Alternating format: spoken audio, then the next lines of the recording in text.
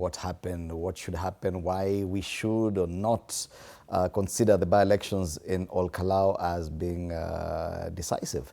But it is not a lie. It is only a year plus a few days to the next general election. And the prediction was that whatever we see in Ol Kalou will more or less signify or signal what will happen in 2027.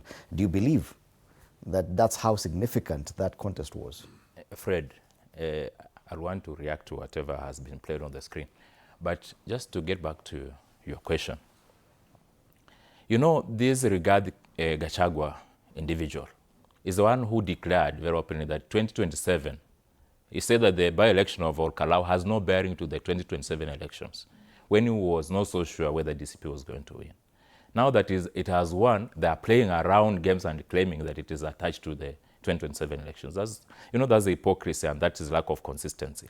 They are just trying to make arguments that serve their interests. Now, something else I want to address is that I want to applaud President William Ruto for having made a very good choice in appointing the Minister for Agriculture, CS Mutahi Kagwe, who has performed extremely well in that docket without making a lot of noise. In fact, since Honorable Kagwe became the CS for Agriculture, have you heard anywhere someone selling stones in the name of fertilizer? Or have you heard any kind of scandal of that nature? There isn't. And then for Gachagua's information, you know, Gachagua believes that if something is not done by him, then it's not good. The reality is that there are many counties in this country that grow coffee and other agricultural products, including Bungoma, Nyeri, where he comes from. I was in Nyeri like 3 weeks ago, and I had interaction with some of coffee farmers, the coffee farmers, and they said they're having very good prices of coffee right now.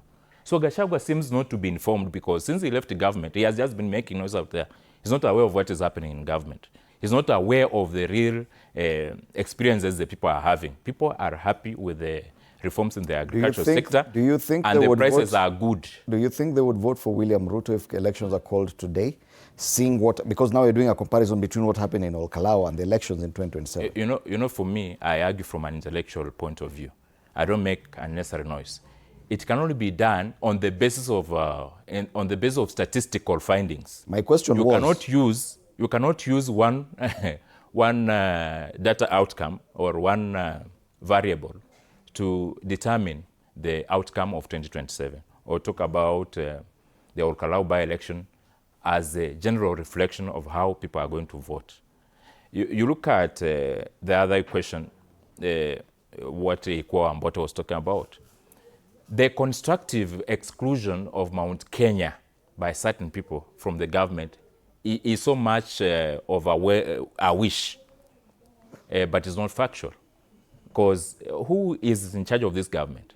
They have more than 50% of government, starting from the second most powerful position in the country. The Deputy President, Professor Kithure Kindiki, is from Mount Kenya. The other day I saw C.S. Ruku saying that there's this perception that Gachagua has been trying to create. In any case, if there's any division of Mount Kenya, Gachagua has been pushing that narrative, that when the presidency comes from Mount Kenya West, when the deputy presidency comes from Mount Kenya West, then Mount Kenya is represented.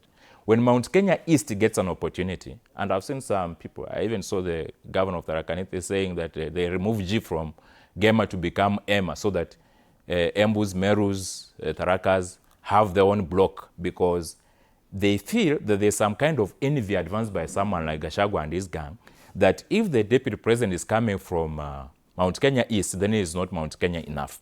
So for that reason, there is a very high likelihood that if this narrative continues, there are people who are reasonable enough and sensible from Mount Kenya West who will support the president. Then again, there are people from Mount Kenya East who will 100% support the president because of Professor Kindiki coming from there and feeling bad that some elements from Mount Kenya West have been campaigning against the president just because the deputy president does not come from there. Then look at the number of ministers. Is there any community in this country that has got more ministers than the Mount Kenya region, or in particular the Kikuyu community? To be very specific, the number of PSS, more than 17. Out of the 40-something communities in the country, 17 come from the Kikuyu community alone. The development of projects that the president has implemented in Mount Kenya cannot be compared to any other part in the country. So the impeachment of one individual should not lead the whole region to be misled to get out of government when they are more advantaged than any other part. Let's talk about what you've mentioned. It's a deputy president, Professor Kithure Kindiki, and we still have Ikwa Wambote on phone. Ikwa, I want to ask you directly about the position